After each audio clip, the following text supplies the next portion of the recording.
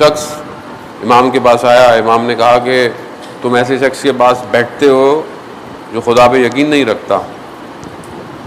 کہا یبنا رسول اللہ مسئلہ نہیں ہے, میں تو خدا پہ یقین رکھتا ہوں, وہ جیسا بھی ہو. کہا نہیں, یا تو تم اس کے ساتھ تعلقات رکھو یا ہمارے ساتھ تعلقات رکھو.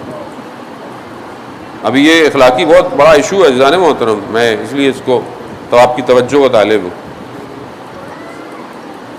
کہا کہ یبنا رسول اللہ کیا فرق پڑتا ہے, وہ میں تو آپ کو مانتا ہوں, اللہ کو مانتا ہوں, وہ نہ مانتا ہوں. کہا نہیں. پھر امام نے اسے بنی اسرائیل کی ایک واقعہ سنا. کہا کہ حضرت موسیٰ کے ساتھ ایک موسیٰ کے جب نجات دلائی تو موسیٰ کے ماننے والوں میں سے ایک وہ تھا جس کا باپ فرعون کی فوج میں تھا, باپ اس کا فرعون میں.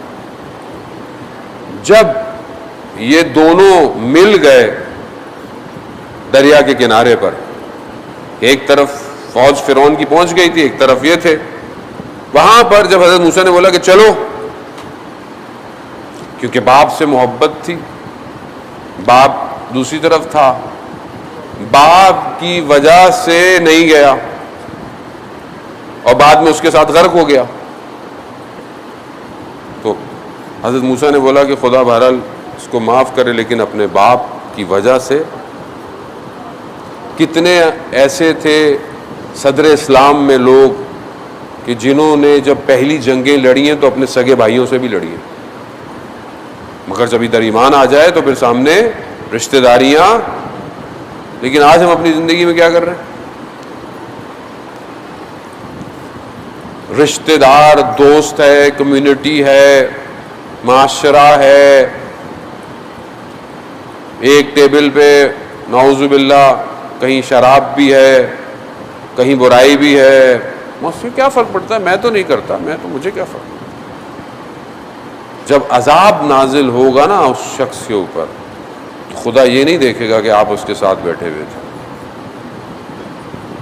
وہ کچھ قومیں کہ جس میں پروردگار نے حکم دیا ملائکہ کو کہ ان کے اوپر عذاب نازل کرو, کہا پروردگار اس میں تو اچھے لوگ بھی ہیں.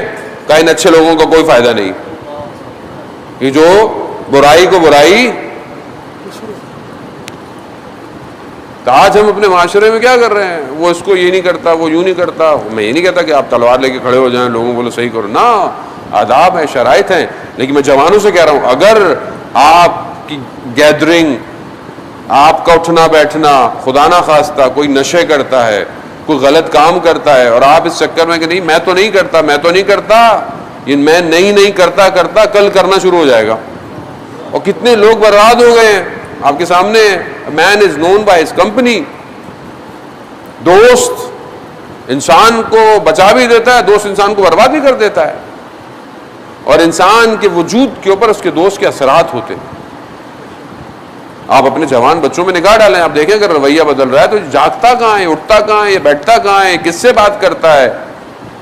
کوئی امریکہ تھوڑی ہے کہ آپ بولیں 18 سال کا ہو گیا تو خود مختار ہو گیا, ماں باپ کو کچھ بولے 15 کو فون کر دے گا, پولیس آ جائے گی. پاکستان ہے.